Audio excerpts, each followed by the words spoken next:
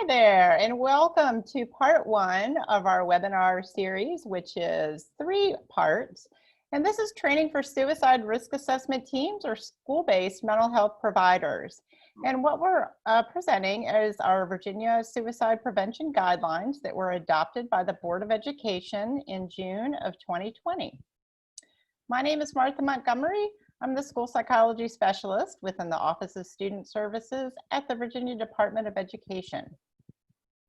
Hello, and my name is Sarah Bazemore. I'm the school counseling specialist and student assistance systems coordinator here in the Office of Student Services. So as Martha shared, our series is broken into 3 parts, and what we did was we made this so that it paralleled the guidelines. The guidelines are also broken into 3 sections: prevention, intervention, and postvention.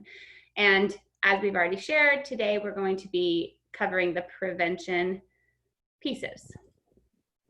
So just a quick note, when you see the pencil circle, that means that within that circle, you'll find a link to a sample form or template that your team is welcome to utilize. It is just meant to be a example or a resource. It's not something that Virginia schools have to utilize, but it's something that we just created to help teams as they're developing whatever forms or templates they want to use. And if you see the light bulb, that is going to alert you to a resource that Martha and I have selected that really supports whatever that slide is speaking to. So be on the lookout for both of those.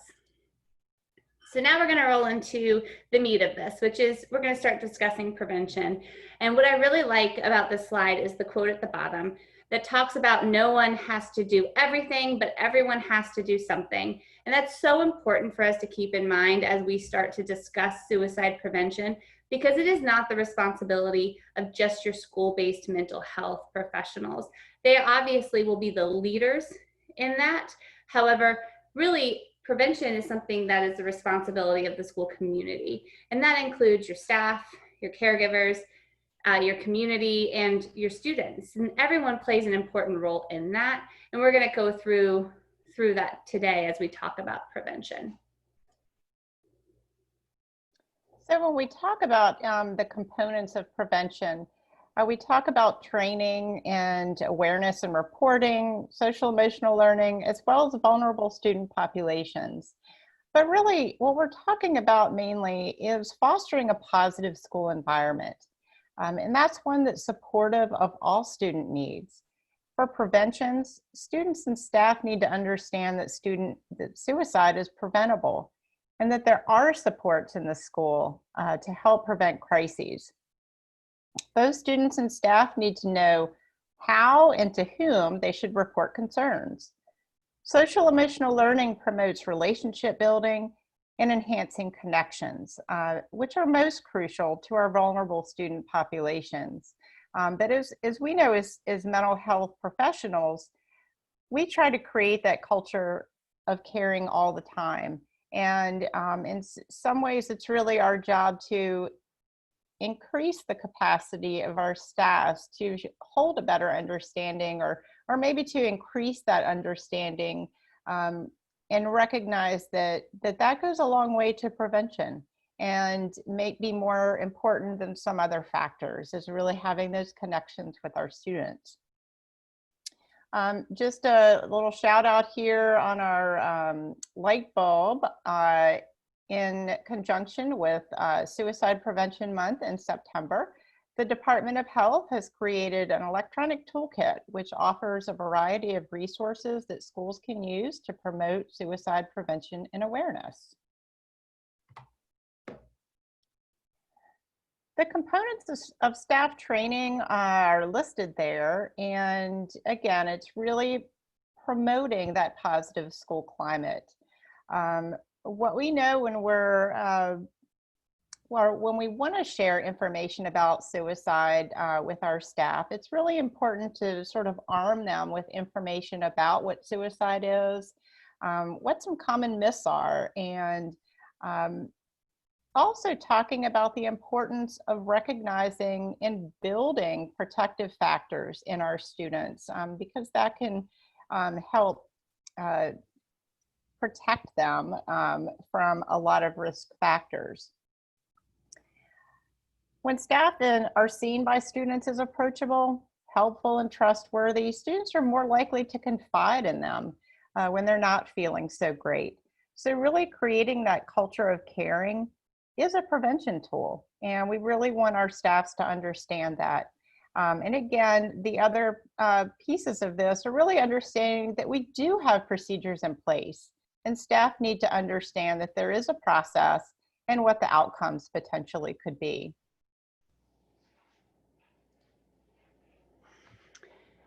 So in addition to building staff awareness, it's important that we build awareness within our student population. And this can be done in multiple ways. And there are so many amazing campaigns out there that you can bring into your school building to promote awareness in student-friendly terms. The American Suicide Association has a great one, as well as there's the Jason Foundation and the Trevor Project. They all have some incredible resources for promoting student awareness.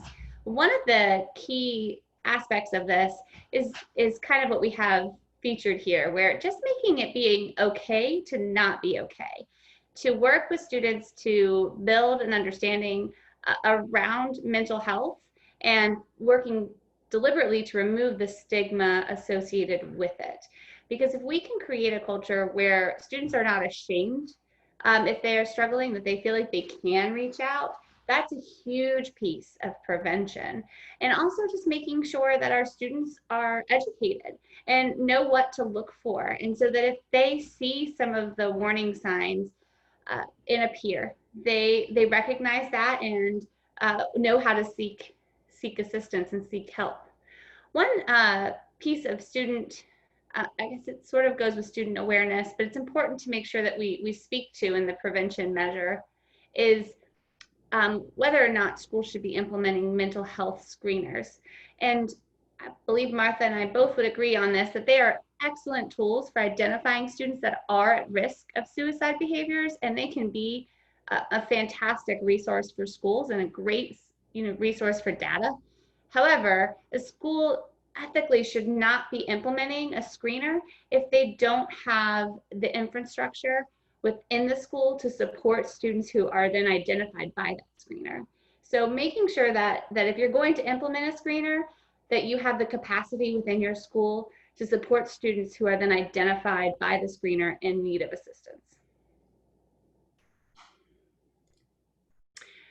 And then another piece of this is that reporting piece. And we know that reports of potential suicide risk can come from caregivers, they can come from the community, they can come from staff, they can come from students. So making sure that all of those individuals are aware of how they can report a concern is important. Additionally, making sure that students and staff and caregivers and members of the community are aware of multiple avenues for reaching out, because not everyone's going to feel comfortable with using perhaps an electronic means to do that. So if they would rather go and speak to someone in person, what do they do? If they would rather call someone, what do they do? Making sure that all of those avenues for reaching out are publicized to folks, and that they know how to access those supports in a way that they feel comfortable in doing so.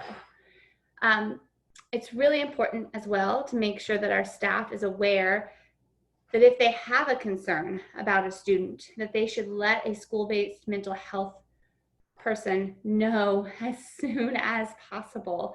It's one of the more difficult situations for us to be in when a staff member comes to us after the school buses have left and shares a concern, because we know that it's more difficult to assess a student once they've left the building. And it creates I know that you all know this as school-based mental health practitioners, but it makes it a lot more complicated. So talking to our staff up front about the importance of prioritizing that, and no risk should be ignored. So they need to let somebody know as soon as possible so that we can intervene as soon as possible. And again, making sure that the staff also knows the procedures of keeping that student supervised until they're able to hand the student off to a school-based mental health person. Oh, and before I flip, I wanted to point out these resources up here within the light bulb. These are some great resources for students and staff that can complement your reporting procedures that I encourage you to explore. We've been talking a lot about social emotional learning and the benefits to social emotional learning. And if you look in the definition there, you'll see that it is not just about building those skills in children, but it's also about building those skills in adults. And the adults in this example would include our staff. And so it's really important to create this positive learning environment by which everybody is growing in their social emotional development. And it really is a significant tool for creating those positive school communities. In school divisions where they have incorporated social emotional learning practices, we see better relationships between staff and students. We tend to see lower incidence of behavioral issues or discipline. And then we also see better attendance, and the long side of it is that we actually see academics improving. So even though we're talking about social emotional learning, it has far-reaching benefits. Some of the benefits of SEL is building that self and social awareness. And these are really important factors in identifying your own needs or our students' own needs, but also to be able to recognize their peers' needs, as well as staff being able to recognize the needs of others. And when these are developed, students are better equipped to reach out when they do have suicidal thoughts or when they might be concerned about a peer. They feel that trust in the individuals around them. We have developed a social emotional learning webpage in the VDOE, and that is linked there in the light bulb. The last thing we're going to talk about is our vulnerable student populations. And these are research-based populations that have been identified as being at higher risk. And the important thing to note with this is that these can be very unique to a school division or to a particular school. So it's really important to be aware of what those populations are that you're working with. And when we know what the populations that are more vulnerable within our school communities, we can help build their protective factors. We can look at, are there ways that we can increase their skills and their relatedness and relationships with other members in our school community. And that's why it's important to sort of be aware of who they are and who potentially could be those students of need.